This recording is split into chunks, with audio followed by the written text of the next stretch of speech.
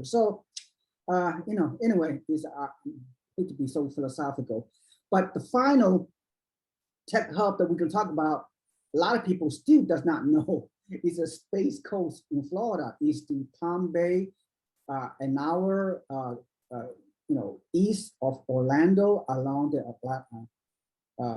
Atlantic coast, Atlantic Ocean. So Palm Bay and the surrounding area is a Space Coast. It's smaller than the Silicon Valley of the East. Raleigh, RTP is smaller than Silicon Valley of the South, but it's very unique. It's a space technology, it's space exploration. In case you have not heard, the space program, there are the three legends of high tech, right? And Richard Branson and Jeff Bezos and Elon Musk. They are doing the space tourism, space exploration, space travel. A few months ago, they themselves went into space, right? So a lot of things happening. The government are also doing a lot of space exploration. The U.S. Air Force, they have a new branch. It's called Space Force, right? They are doing space Star Wars militarily, governmental-wise. And there's a Air Force base, Patrick Air Force Base, located 20 miles north of Palm Bay. That will be one of the headquarters for the U.S. Air Force Space Force. And of course, you have a lot of aerospace companies here. And a few years ago, you have Port Canaveral and Kennedy Space Center, rockets and all those spaceships going up there over the years, as you know. So Palm Bay is still a mystery to a lot of people, but not to us, right? And the single family home, we have their new construction, like 250, 275K. That rents for $1,850, so you can cash flow right now. But this area in the past few years in Palm Bay is growing very, very fast. So just get in, investors get in. I mean, the prices are rising. Soon, maybe a year from now or longer, you're not going to cash flow anymore. But right now, it's still very good area to invest. Richard, I don't know how much you know about Palm Bay. I think some of my investors did some financing with you recently, in the past 12 months, I'm not sure. So, Richard, what do you know about in my definition, Silicon Valley of the Southeast, Space Coast, Palm Bay? What are your thoughts? Yeah, I mean, it's Palm Bay, I think, is a unique market within unique markets, right? Because yeah, it's another tech hub, another Silicon Valley, but it's dedicated, or rather, what's the most prevalent there is really the space industry. And, there's only so many places that you can launch around the country.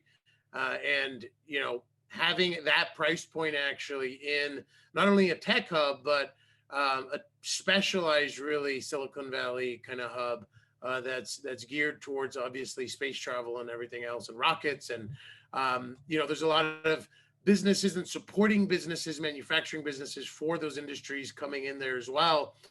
Just because once again, there's only certain areas, certain places in the country where they are set up to launch rockets. So another great market within the various markets you spoke of, and it's all about supply and demand, right? And also regulations within those states to bring in that tech business. And whether you're in Austin or Raleigh, they have a lot of incentives, of course, for these tech companies, and as does Florida. But what's even more unique about Space Coast is, in addition to obviously the tech-friendly tax laws, on top of that, you have the supply and demand aspect of, hey, there's not tons of places where you can conduct that type of business. So I think Space Coast has two things going for them, once again, which is, a combination of it being a tech hub and the combination of the scarcity of launch sites as well. So I think big things are to come from Palm Coast.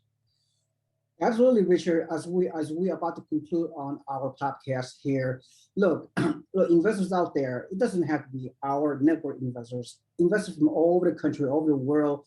There are many opportunities to invest in different asset classes, different type of real estate. I get it, right? I mean, Richard, you and I, we get it. There's so much opportunities out there, but in my organization, the Yee Real Estate Network, we focus on a real estate asset class, which we believe in the past and in the future is the best performing real estate asset class, which is single family homes, mainly in a good, fast growing area that still are affordable, that investors can buy and still can cash flow. You know how challenging that is to buy cash flow properties. So to recap, my recap, and I'm going to ask you to recap once again before you do that. So my takeaway of doing the presentation is, and I'm just so excited working with look, most people for whatever reason, fear or whatever, they can't do it, not just now, but over time. That's why, real estate is very, very difficult for most people. But I'm working with a core group of investors, my network investors, like almost 15 of you, they are buying in all three of the tech hubs that we've been talking about, which is amazing, right? And of course, and they already, most of my investors are located in the Bay Area. So not only they have a principal home here in the Bay Area, in Silicon Valley, original Silicon Valley, now they are following my recommendation, and they buying properties in Austin Metro. They bought a few years ago. They're going to buy some more. They're going to buy in the Silicon Valley of the East, Raleigh, and then now Silicon Valley of the Southeast, Palm Bay. So I really appreciate working with you. You guys are very highly motivated, very ambitious, and you understand the value of diversifying your real estate portfolio into these 3-4 high-tech hubs. I really appreciate working with you. And for those of you who are on the fence, consult with me, consult with Richard, get some financing, get loan pre-approval, pull the trigger. I'm here to mentor you. Again, I don't have a crystal ball, but these 3 high-tech hubs, like who knows, like 15, 20 years behind the Bay Area, Silicon Valley, right? So the future is very, very bright as far as I'm concerned. So it's a matter of taking action. So I really love what I'm doing right now because, some of you are really understand the value I'm providing, helping you to create a awesome diversified portfolio, buying these 3-4 high-tech hubs as we speak. Thank you for trusting me, working with me, and I really admire you guys. I really enjoy working with our investors that have the ability the courage to pull the trigger so you can achieve your financial freedom. So before I let you guys go, Richard, what are your final thoughts, your recap, your takeaway from this buying, in these high-tech hubs for investors? Yeah, I mean, don't make the mistake a lot of people make. And look, I have 20 properties across the country, and I've got 2 in these high-tech hubs, and I've experienced a lot of growth, but I've got 2.